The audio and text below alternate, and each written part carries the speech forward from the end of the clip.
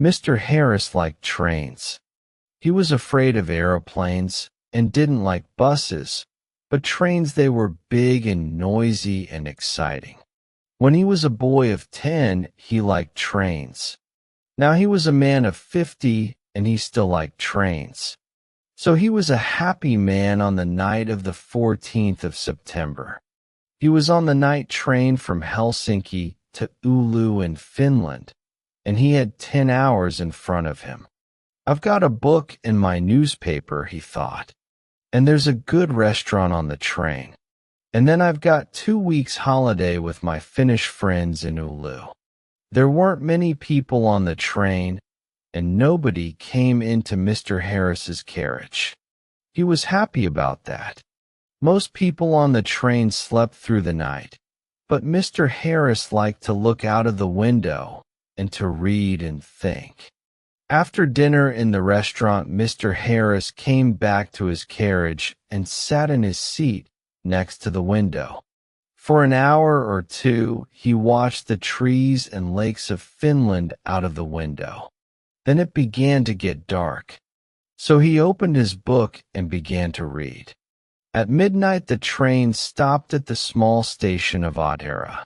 Mr. Harris looked out of the window, but he saw nobody.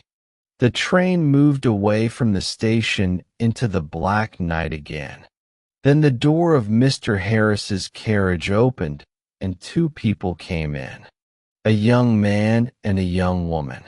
The young woman was angry. She closed the door and shouted at the man, "Call, you can't do this to me."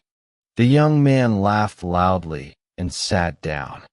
Mr. Harris was a small, quiet man. He wore quiet clothes, and he had a quiet voice.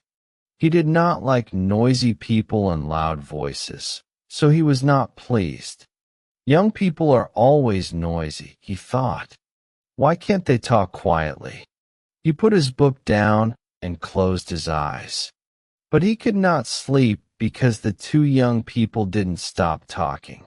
The young woman sat down and said in a quieter voice, "Call, you're my brother and I love you. But please listen to me. You can't take my diamond necklace. Give it back to me now, please." Call smiled.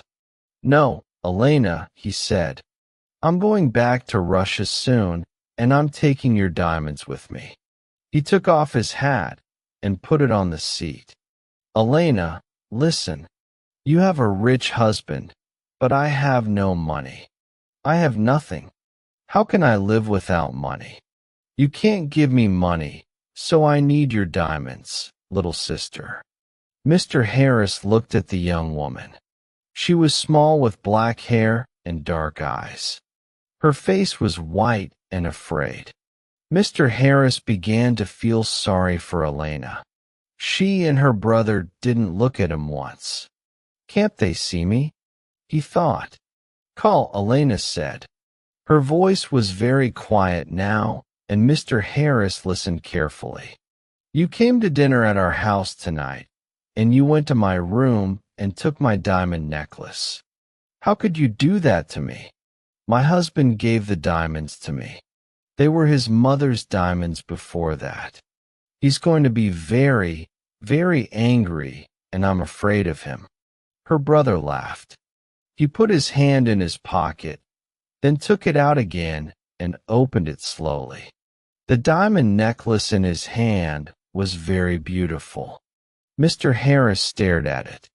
For a minute or two, nobody moved, and it was quiet in the carriage. There was only the noise of the train, and it went quickly on through the dark, cold night. Mr. Harris opened his book again, but he didn't read it. He watched Call's face with its hungry eyes and its cold smile. "What beautiful, beautiful diamonds," Call said. "I can get a lot of money for these." "Give them back to me, Call." Elena whispered. "My husband's going to kill me. You're my brother. Please help me. Please." Call laughed again, and Mr. Harris wanted to hit him. "Go home, little sister," Call said. I'm not going to give the diamonds back to you. Go home to your angry husband." Suddenly there was a knife in the young woman's hand, a long, bright knife. Mr. Harris watched with his mouth open. He couldn't speak or move. "Give the diamonds back to me," Elena cried, "or I'm going to kill you." Her hand on the knife was white. Carl laughed and laughed. "What a sister," he said. "What a kind, sweet sister. No, they're my diamonds now. Put your knife away, little sister." But the knife in the white hand moved quickly, up, then down. There was a long, terrible cry, and Carl's body fell slowly onto the seat. The color of the seat began to change to red, and the diamond necklace fell from Carl's hand onto the floor. Elena's face was white. "Oh no," she whispered. "Carl, come back. Come back. I didn't want to kill you." But Carl didn't answer, and the red blood ran slowly over the floor. Elena put her head in her hands, and again in the carriage there was a long, terrible cry. Mr. Harris's face was white, too. He opened his mouth, but he couldn't speak. He stood up and carefully moved to the door.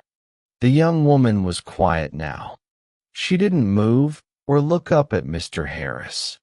In the corridor, Mr. Harris ran.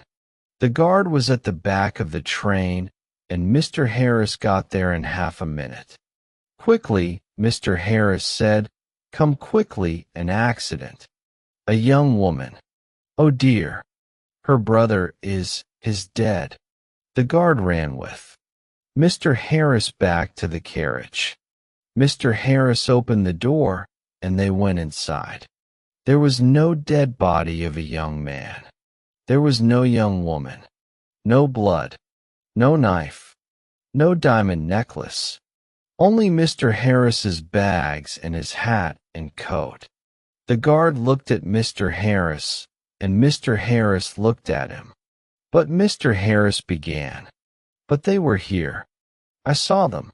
She, the young woman, she had a knife, and she killed her brother." "A knife, you say?" the guard asked.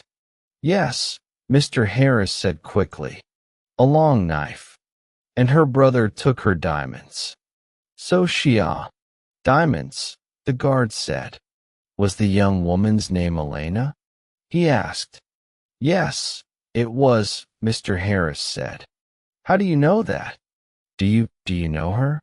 "Yes and no," the guard said slowly. He thought for a minute, then looked at Mr. Harris. "Elena de Serenelli," he said. "She had dark eyes and black hair. Very beautiful. She was half Italian, half Finnish. Her brother was a half-brother. They had the same father, but his mother was Russian, I think. Had. Mr. Harris stared at the guard. "But Elena, she's alive." "And where is she?" "Oh no," said the guard. "Elena de Serenelli died about 80 years ago. After she killed her brother with a knife, she jumped off the train and died at once. It was near here, I think." He looked out of the window, into the night. Mr. Harris's face was very white again. 80 years ago, he whispered. "What are you saying? Was she and her brother?" "But I saw them." "Yes, that's right," the guard said. "You saw them, but they're not alive. They're ghosts. They often come on the night train at this time in September. I never see them, but somebody saw them last year. A man and his wife. They were very unhappy about it. But what can I do? I can't stop Elena and Carl coming on the train." The guard looked at Mr. Harris's white face. "You need a drink," he said. "Come and have a vodka with me." Mr. Harris didn't usually drink vodka, but he felt afraid. When he closed his eyes, he could see again Elena's long knife and could hear her terrible cry. So he went with the guard to the back of the train. After the vodka, Mr. Harris felt better. He didn't want to sleep, and the guard was happy to talk. So Mr. Harris stayed with the guard and didn't go back to his carriage. Yes, the guard said. It's a famous story. I don't remember it all. It happened a long time ago, of course. Elena's father was a famous man here in Finland. He was very rich once, but he had 3 or 4 wives and about 8 children. And he liked the good things of life, so there wasn't much money for the children. Carl, the oldest son, was a bad man, people say. He wanted an easy life and money in his hand all the time. The train hurried on to Oulu through the black night, and the guard drank some more vodka. Now Elena, he said, she didn't have an easy life with those 3 difficult men, her father, her brother, her husband. One year she visited her mother's family in Italy, and there she met her husband, Disranelli. He was rich, but he wasn't a kind man. They came back to Finland, and Carl often visited their house. He wanted money from his sister's rich husband. Elena loved her brother and gave him some money, but Disranelli didn't like Carl and was angry with Elena. He stopped giving her money. And after that, well, you know the story now. Yes, Mr. Harris said, poor, unhappy Elena. Mr. Harris stayed with his friends in Oulu for 2 weeks. They were quiet weeks, and Mr. Harris had a good holiday. But he took the bus back to Helsinki. The bus was slow, and there were a lot of people on it. But Mr. Harris was very happy. He didn't want to take the night train across Finland again.